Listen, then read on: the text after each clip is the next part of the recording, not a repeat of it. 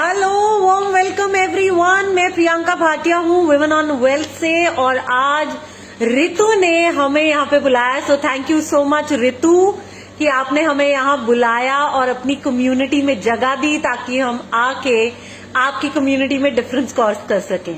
तो रितु बहुत टाइम से ट्राई कर रहे थे, अभी 5-7 मिनट हो गए हैं कि हम ऑनलाइन इकट्ठे आ सके, लेकिन कुछ टेक्निकल डिफिकल्टीज की वजह से रितु और मैं साथ में नहीं लाइव आ पाए। So sorry for that guys. And Ritu, I am missing you. I must say this right in the beginning कि आई एम मिसिंग यू। अगर हम साथ होते तो शायद इस लाइव का रंग ही और होता, लेकिन चलो, द इंटेंशन इज कि हम चाहे साथ में स्क्रीन पे आ सके या नहीं, इंटेंशन ये है कि हम अपने कम्युनिटी को डिफरेंस कॉज कर सके, हम उनकी लाइफ में कंट्रीब्यूट कर सके। तो इसी इंटेंशन से मैं शुरू कर रही हूँ, अपने बारे में बता रही हूँ सबसे पहले। तो हम विमेन ऑन वेल्थ हैं। हे रितु, तो हम विमेन ऑन वेल्थ हैं और हम क्या करते हैं, हम हेल्प करते हैं विमेन को कि कैसे वो वेल्थ क्रिएट कर सके, कि कैसे वो अपने फाइनेंसेस का चार्ज ले सके। आज तक, शुरू से लेके आज तक, हमारी इंडियन फैमिलीज में फाइनेंस जो है हमेशा ही एक मेल डोमेन रोल रहा है।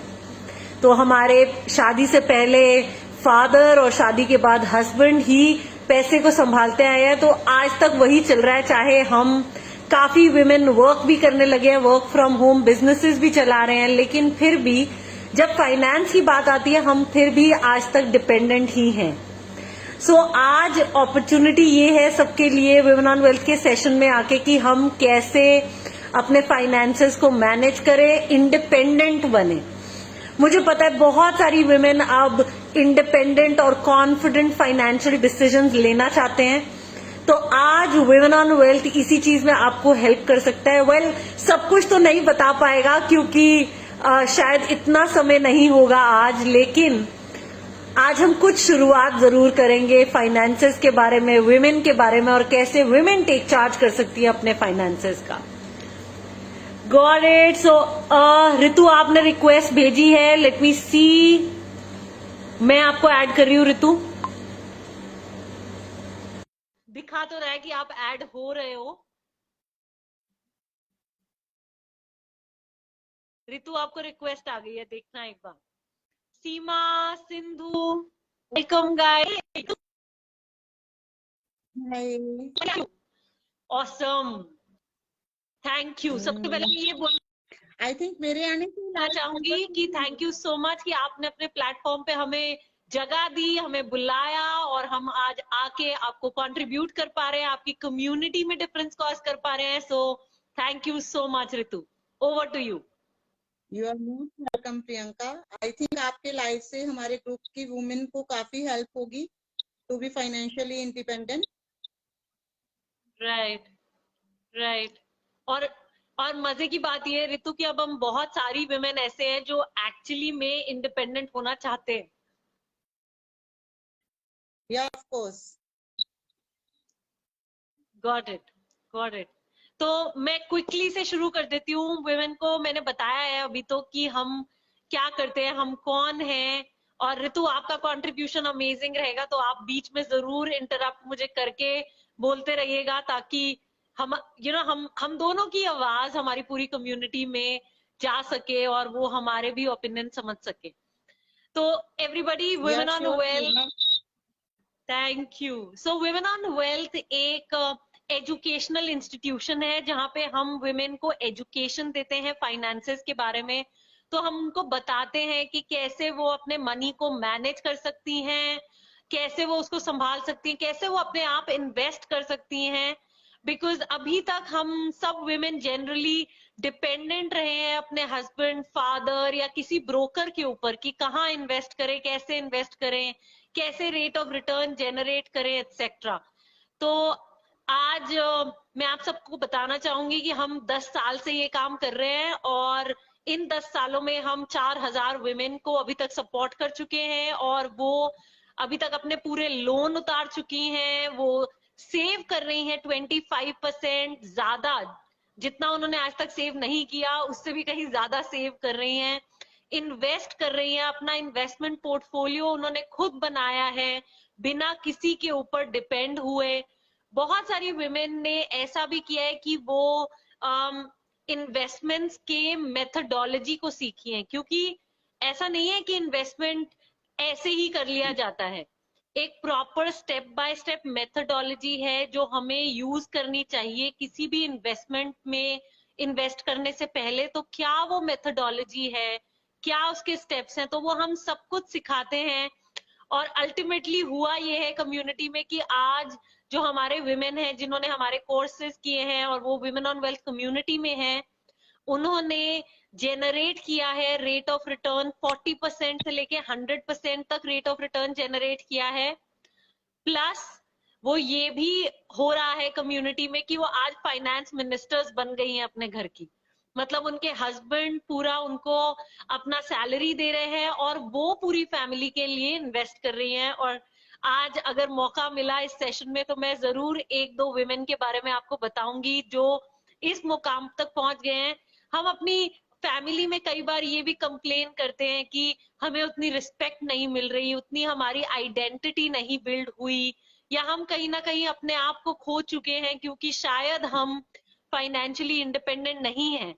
लेकिन अगर हम अपने फाइनेंस को मैनेज करना शुरू करें, शायद छोटे से शुरू करें, जो हमारे को पॉकेट मनी मिलती है या हाउस होल्ड चलाने के लिए जो भी हमको इनकमिंग आती है, अगर हम उसी को मैनेज करना शुरू करें और छोटी शुरुआत से अपना नॉलेज बिल्ड करके कॉन्फिडेंस बिल्ड करें फैमिली मेंबर्स में हमारा, तो हम एक टाइम पे फाइनेंस मिनिस्टर भी बन सकते हैं।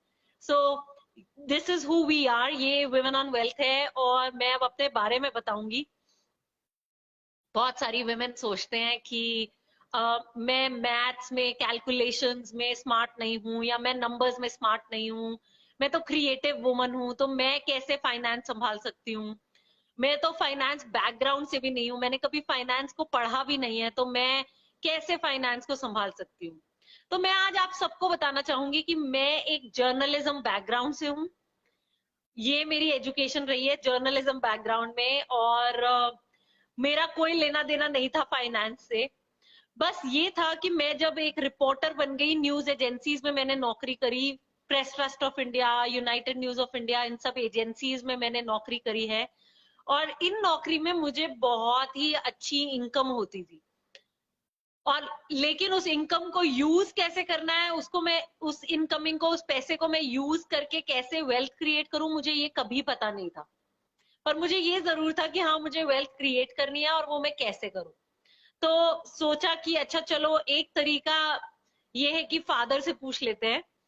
तो फादर से आपसे पूछा तो वो बोलने लगे कि ठीक है, ऐसा करो, ट्रेडिशनल इन्वेस्टमेंट्स है, पब्लिक प्रोविडेंट फंड है, पोस्ट ऑफिस इन्वेस्टमेंट्स हैं, या फिक्स्ड डिपॉजिट्स है, कर लो। ये सब कर लिया मैंने और मुझे पता चला कि उसके रेट ऑफ रिटर्न बहुत कम थे। मतलब इतने कम थे कि महंगाई का दर उससे कहीं ज्यादा था। फिर मुझे पता चला कि अच्छा, मेरे तो बहुत बड़े गोल्स हैं। मैं तो, क्योंकि मैं दिल्ली एनसीआर में रहती हूँ, तो मेरा मन था कि मैं यहाँ पर एक प्रॉपर्टी खरीदूं अपनी, और अपने इन्वेस्टमेंट से अपनी मेरी कमाई हो, और मैं एक अपनी नौकरी छोड़ के अपना एक बिजनेस बिल्ड कर पाऊं, और उसके लिए भी फंड्स चाहिए थे। तो ये सब मेरा विचार था, लेकिन कुछ भी साधन नहीं था वहां तक पहुंचने का। तो यहाँ पे मैं स्टक थी। और इसी दौरान क्या हुआ कि एक मेल कॉलीग ने एक मेल कॉलीग, मतलब जो मेल मेरे साथी थे जॉब में, नौकरी में, उन्होंने अपना घर खरीद लिया दिल्ली में। और सेम सैलरी, सेम पोजीशन पे थे वो। और तब मेरा दिमाग बिल्कुल ठनका। मैंने कहा ये कैसे हो गया, मतलब कि उन्होंने सेम सैलरी, सेम पोजीशन पे रह के अपना मकान भी बना लिया, और मैं तो अभी उतना सेव भी नहीं कर पाई हूँ। तो मतलब मैं क्या मिस कर रही हूँ। मैंने सोचा चलो इन्हीं से पूछ लेते हैं कि इन्होंने कैसे करा ये। तो जब मैंने उनसे पूछा तो उन्होंने बताया कि वो स्टॉक मार्केट में इन्वेस्टिंग करते हैं। तो मैंने भी सोचा कि चलो मैं भी स्टॉक इन्वेस्टिंग करूंगी। तो मैंने भी एक ब्रोकर ढूंढ लिया और पैसे लगा दिए और इन्वेस्टिंग शुरू कर दी। और 2008 में मालूम चला कि 90% मनी मैंने अपना लूज कर दिया है, thanks to all the dependence जो मेरी थी अपने ब्रोकर के ऊपर, और ब्लाइंड ट्रस्ट जो मैंने किया उनके ऊपर। तो पता चला कि ऐसे इन्वेस्टिंग नहीं होती है।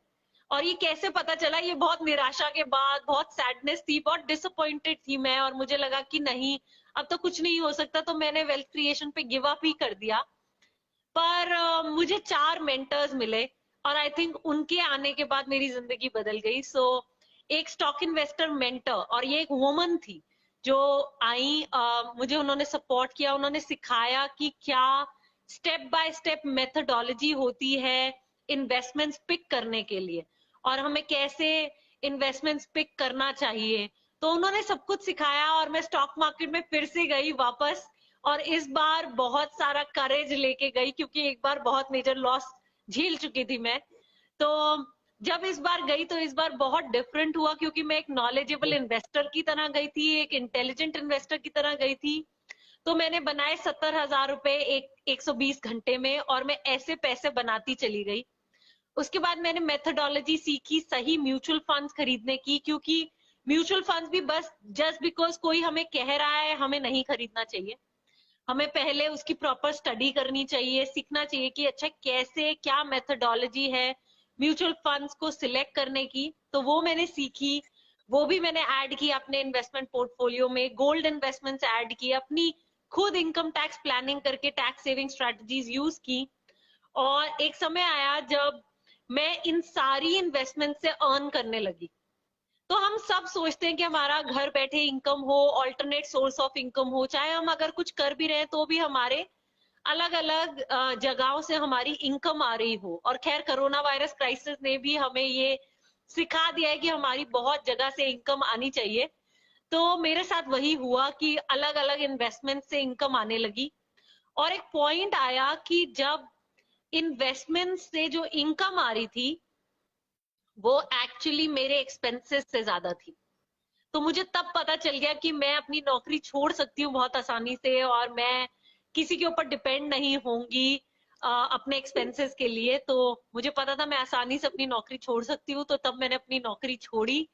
और 2011 में हमने विमेन ऑन वेल्थ शुरू किया, और तब से अभी 10 साल हो गए हमें विमेन ऑन वेल्थ रन करते हुए।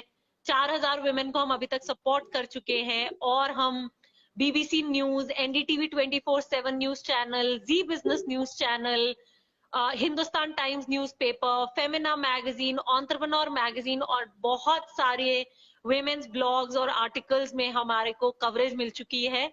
ऑल्सो शेरी ब्लेयर जो वाइफ है मिस्टर टोनी ब्लेयर की, एक्स यूके प्राइम मिनिस्टर हैं टोनी ब्लेयर, उनकी जो वाइफ है वो शेरी Blair foundation for women run करती हैं अक्रॉस द वर्ल्ड। हम उनके इंडिया पार्टनर्स हैं, और वो स्पेशली लंदन से दिल्ली आई थी 3-4 साल पहले, और उन्होंने हमें इंडिया पार्टनरशिप दी थी शेरी ब्लेयर फाउंडेशन की। और तब से हम वुमेन को नॉमिनेट करते हैं फॉर शेरी ब्लेयर फाउंडेशन। तो ये हम हैं, और यही सब करते हैं हम 10 साल से। और आज एक्सट्रीमली प्रिविलेज्ड हैं कि रितु के सपोर्ट से हम आप तक पहुंच पाए हैं, और यहाँ पे आके कॉन्वर्सेशन कर रहे हैं। रितु, आप कुछ कहना चाहेंगे before I move on? Yeah, Priyanka, I have a few questions because हमारे ग्रुप में जो मेनली फीमेल्स हैं उनमें से काफी सारी हाउस वाइफ्स हैं, right? So they don't have much money, right. तो थोड़ा बहुत पैसा हस्बैंड्स ने दिया तो वही उनके पास होता है। तो राइट। मिनिमम कितने पैसों से इन्वेस्टमेंट शुरू की जा सकती है? तो रितु, मिनिमम इवन 1,000 रुपए से इन्वेस्टमेंट शुरू की जा सकती है।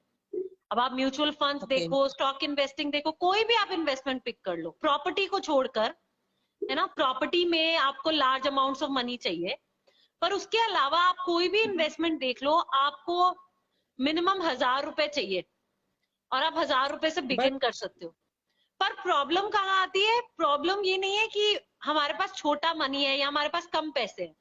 प्रॉब्लम ये आती है कि हमारे पास फाइनेंशियल एजुकेशन नहीं है।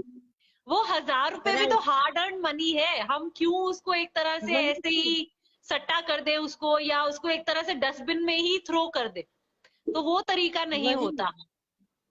बिकॉज म्यूचुअल फंड्स के लिए तो कहा भी जाता है ना अवेलेबल एट मार्केट रिस्क, तो उसमें मतलब मार्केट रिस्क भी इन्वॉल्व रहता है म्यूचुअल फंड्स में।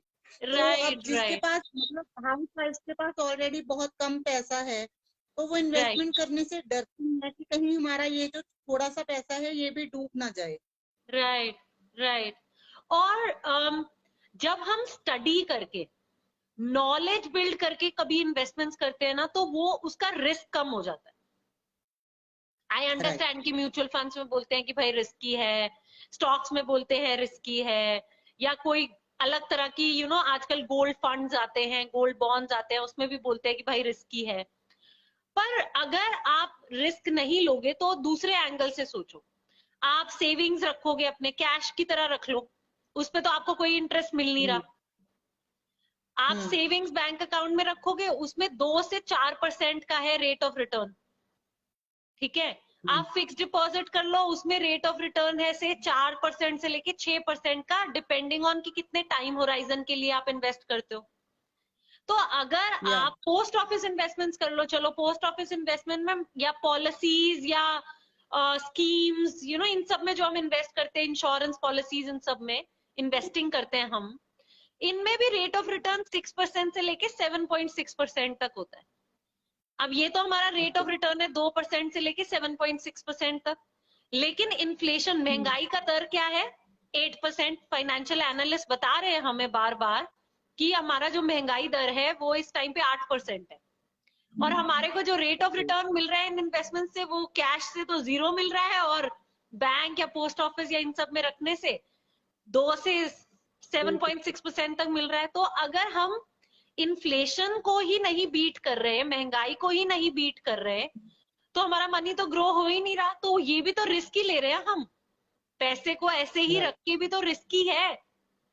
तो या तो वो रिस्क ले लो कि ठीक है कुछ मत करो, कभी रिटायर भी नहीं हो पाओगे, और रिटायर होगे भी तो उतना पैसा नहीं होगा कि सेम क्वालिटी ऑफ लाइफ जी सको जो आज जी रहे हो, जब इनकम है घर में। तो देखो, रिस्क तो मेरे ख्याल से दोनों तरफ है।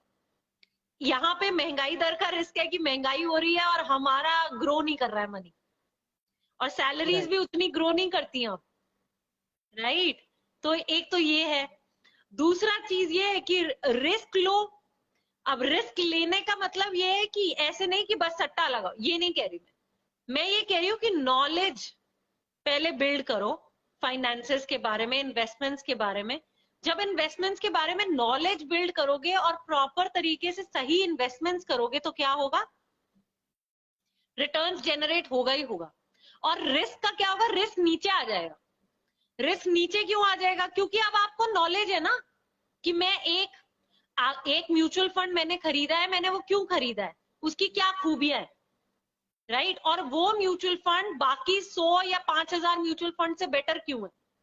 जब मुझे ये सब मालूम है, जब मैंने उसका पिछला 10 साल का ट्रैक रिकॉर्ड स्टडी किया है, तो मुझे पता है ना 10 साल से ये परफॉर्म कर रहा है, तो अगले कुछ साल भी परफॉर्म करेगा ही भाई, इसका ये ट्रैक रिकॉर्ड है। अब इसका मतलब ये नहीं है कि सिर्फ रिटर्न्स को देख के हम इन्वेस्टिंग करते हैं, नहीं, सिर्फ रिटर्न्स को देख के आप इन्वेस्टिंग नहीं कर सकते। जैसे अब मैं आपसे स्टॉक इन्वेस्टिंग की बात करूं, सब कहते हैं स्टॉक इन्वेस्टिंग बहुत रिस्की है, पर मैंने सबसे ज्यादा पैसे स्टॉक इन्वेस्टिंग में ही बनाए हैं। कैसे बनाए मैंने पैसे? क्योंकि मैंने